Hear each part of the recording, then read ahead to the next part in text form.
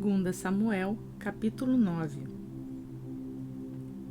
Certa ocasião, Davi perguntou: Resta ainda alguém da família de Saul a quem eu possa mostrar lealdade por causa da minha amizade com Jonatas? Então chamaram Ziba, um dos servos de Saul, para apresentar-se a Davi, e o rei lhe perguntou: Você é Ziba? Sou teu servo, respondeu ele. Perguntou-lhe Davi: Resta ainda mais alguém da família de Saul a quem eu possa mostrar a lealdade de Deus?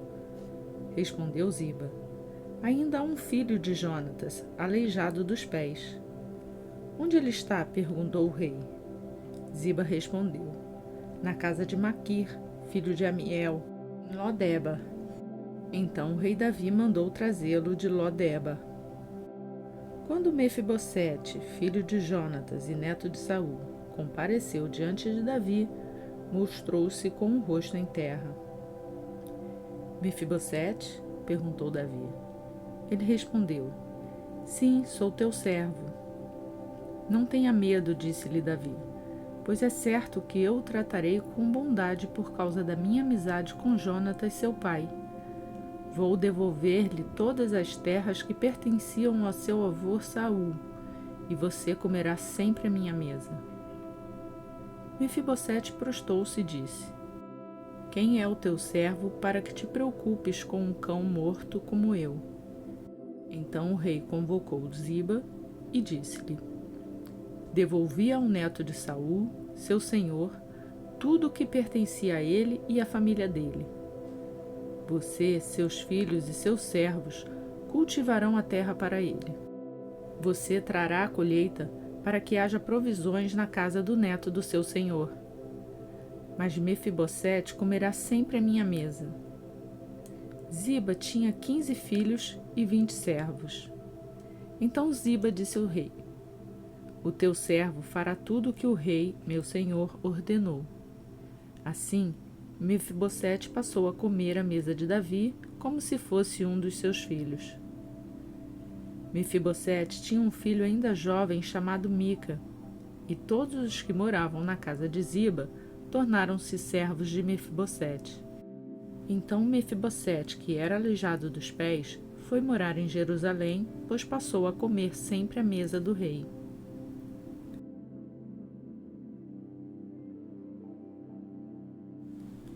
Segunda Samuel, capítulo 10. Algum tempo depois, o rei dos Amonitas morreu, e seu filho Anum foi o seu sucessor. Davi pensou: Serei bondoso com Anum, filho de Naás, como seu pai foi bondoso comigo. Então Davi enviou uma delegação para transmitir a Anum seu pesar pela morte do pai dele.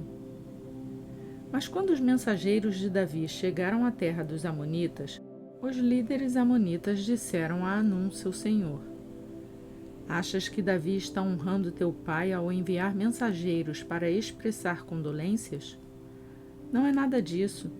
Davi os enviou como espiões para examinar a cidade a fim de destruí-la. Então Anum prendeu os mensageiros de Davi, rapou metade da barba de cada um, cortou metade de suas roupas até as nádegas e os mandou embora.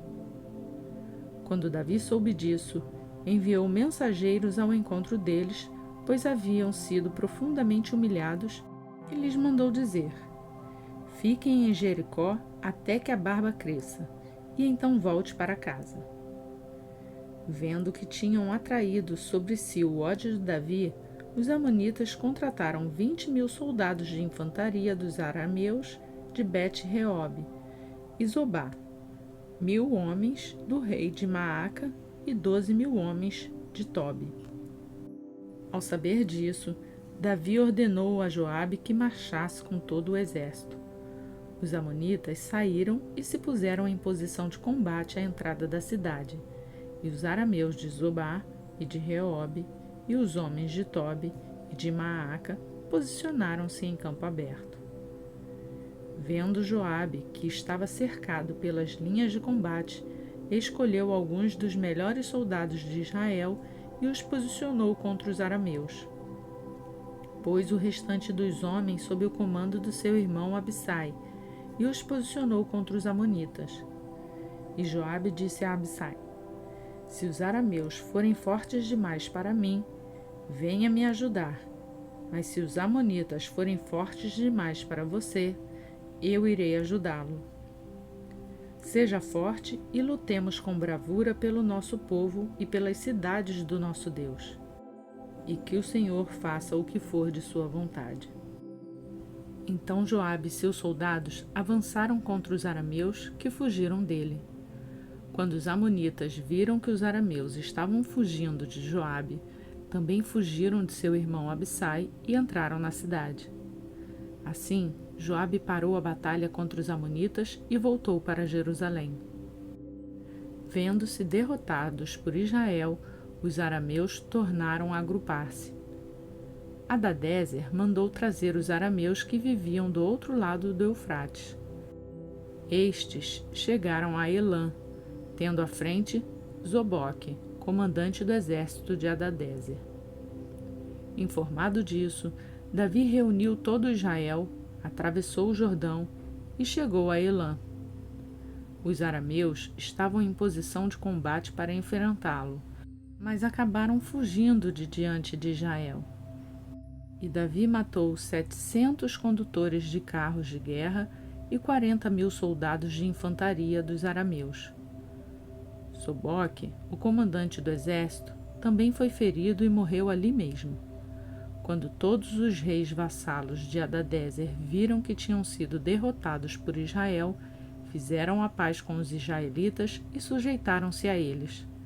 E os arameus ficaram com medo de voltar a ajudar os amonitas.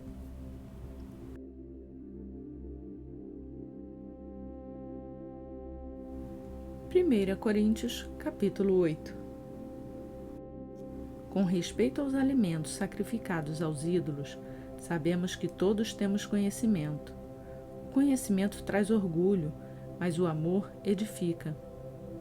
Quem pensa conhecer alguma coisa, ainda não conhece como deveria. Mas quem ama a Deus, este é conhecido por Deus. Portanto, em relação ao alimento sacrificado aos ídolos, sabemos que o ídolo não significa nada no mundo e que só existe um Deus.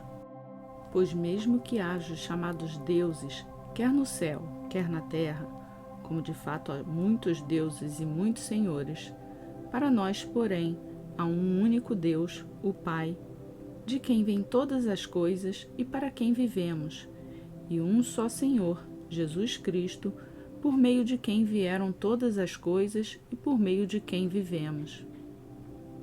Contudo, nem todos têm esse conhecimento. Alguns, ainda habituados com os ídolos, comem esse alimento como se fosse um sacrifício idólatra. Como a consciência deles é fraca, fica contaminada. A comida, porém, não nos torna aceitáveis diante de Deus. Não seremos piores se não comermos, nem melhores se comermos. Contudo, tomem cuidado para que o exercício da liberdade de vocês não se torne uma pedra de tropeço para os fracos. Pois se alguém que tem a consciência fraca vir você que tem esse conhecimento comer num templo de ídolos, não será induzido a comer do que foi sacrificado a ídolos? Assim, esse irmão fraco, por quem Cristo morreu, é destruído por causa do conhecimento que você tem. Quando você peca contra seus irmãos dessa maneira, ferindo a consciência fraca deles, peca contra Cristo. Portanto, se aquilo que eu como leva o meu irmão a pecar, nunca mais comerei carne para não fazer meu irmão tropeçar.